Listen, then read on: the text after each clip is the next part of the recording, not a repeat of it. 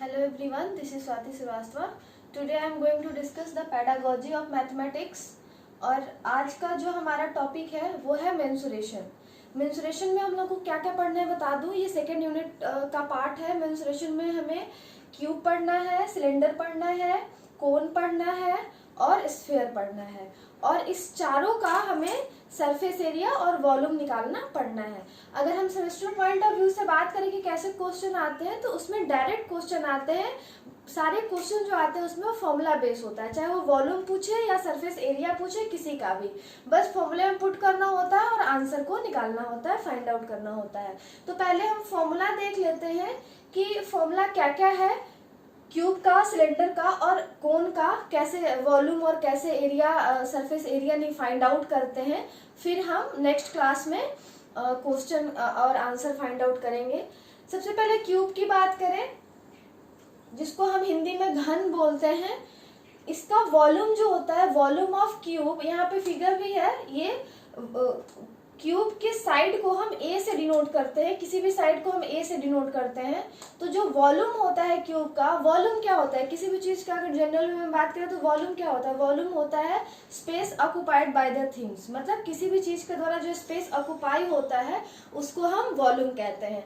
तो यहाँ पे क्यूब की वॉल्यूम की बात हो रही है, तो वॉल्यूम ऑफ क्यूब होता है साइड का होल क्यूब. मतलब जो साइड है ये ए है, हम बोल सकते हैं कि volume of cube is equal to a का होल क्यूब. ठीक है. अगर साइड ऑफ क्यूब की बात करें, जो साइड दे रखा है, ये साइड, ये साइड, ये साइड, तो जो साइड ऑफ क्यूब जो होता है, जो क्यूब की साइड होती है वो होती है 3 volume. Surface area of cube की बात करें कि क्यूब की सरफेस एरिया कितना होता है, तो क्यूब का जो सरफेस एरिया होता है वो होता है 6 इंटू साइड का स्क्वायर. मतलब 6 और ये जो साइड दे रखा है ए, हर साइड को हम ए से डिनोट करते हैं, उसका होल स्क्वायर.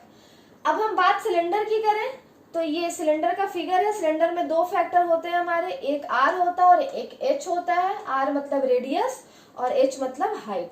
अब इसकी वॉल्यूम की अगर हम बात करें, तो इसका जो सिलेंडर का वॉल्यूम होता है वो होता है पाई आर स्क्वायर एच. पाई की जो वैल्यू होती है वो होती है 22/7. हम फॉर्मूले में पुट कर सकते हैं इसकी वैल्यू. कर्व सरफेस की बात करें, सिलेंडर के कर्व सरफेस की बात करें, तो सिलेंडर का जो कर्व सरफेस होता है वो होता है 2πRH. बट जो हम लोग को पढ़ना है वो पढ़ना है total surface area of cylinder. तो टोटल सरफेस एरिया जो सिलेंडर का होता है वो होता है 2πRH प्लस 2πR². अब यहाँ से हम कॉमन ले सकते हैं, दोनों वेरिएबल्स में देखें तो क्या कॉमन है, 2πR कॉमन है. तो 2πR अगर हम कॉमन ले लें तो फॉर्मूला बन जाएगा 2πR और ब्रैकेट में R प्लस H. ये हो गया सिलेंडर. अगर हम कोन की बात करें तो ये कोन है. कोन में 3 फैक्टर आ जाएंगे, एक H, R और L. H मतलब हाइट, R मीन्स रेडियस और L मतलब लेंथ. और इस L को हम बोलते हैं स्लैंट हाइट. अब कोन के वॉल्यूम की बात करें, हम आयतन की बात करें, तो कोन का जो वॉल्यूम होता है वो होता है 1/3πR²H. कर्व सरफेस की बात करें कोन की, तो होता है πRL.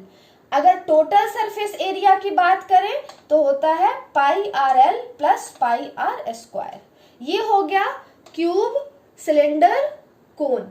अब हम नेक्स्ट क्लास में देखेंगे स्फीयर का फॉर्मूला कि स्फीयर क्या होता है, स्फीयर का वॉल्यूम और टोटल सरफेस एरिया कितना होता है. Thank you.